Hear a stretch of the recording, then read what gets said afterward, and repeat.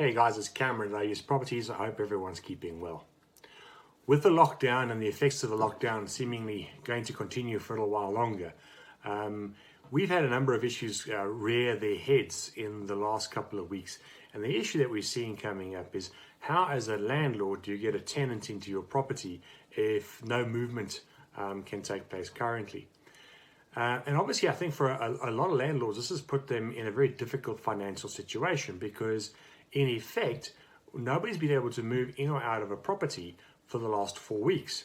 And going forward, and obviously with most rentals starting on the first of the month, it looks highly likely that the best possible scenario is that for a landlord who had a vacant property before lockdown, these guys are probably looking at having vacant properties for a 2 to 3 month period. And that is an incredibly long time. And the reason why I wanted to talk about this topic today was from a point of view of, can you afford to be a landlord? So let's think of it this way. Perhaps you're someone, you've met somebody, the two of you have decided to move in together, and you now have a spare apartment. And the thinking is now, well, I'm going to live with my partner, we'll rent out the apartment and we'll make some extra cash that way, which is not a bad idea. The problem is can you afford to be a landlord in that instance? So there are a couple of things that one has to consider before becoming a landlord. And the number one thing is, are you dependent on that income?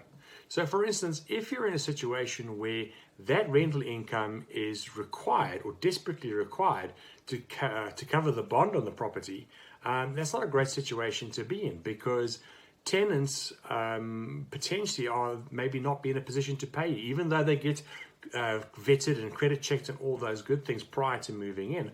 Obviously, the future, we don't know exactly what's going to take place. So if you're dependent on the tenant paying in order to keep yourself afloat, you've got to weigh that up, because if you are in that situation, maybe you're not really ready to be a landlord.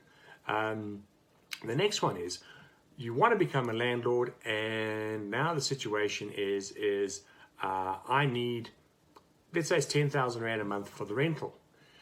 The situation is where that property is it in a competitive market? So for instance, if you're the only property in the area that's renting out at 10,000 Rand, then you're probably good to go. But if you have got a property that's in a very competitive market where the average pricing is anywhere between 7.5 and 10,000 Rand, well, then you have a problem, because tenants don't tend to go to the more expensive properties first. They go and have a look at where they perceive to be the best value. And because they're not putting money into the asset, the tendency is for the tenants, as long as it's suiting their basic requirements, they're probably going to go with the cheaper rental first. So that's an issue, because the difference between obviously 7,500 and 10,000 Rand a month is 2.5 grand, which is 25% of the value. The next thing is, and I mean, we often make the suggestion to our landlords, is it's a great idea that once we place a tenant for you, that you get some rental insurance if you are in a situation where that tenant can pay, because the rental insurance can help out. And most rental insurers typically charge anywhere between 5 and 10% of the monthly rental.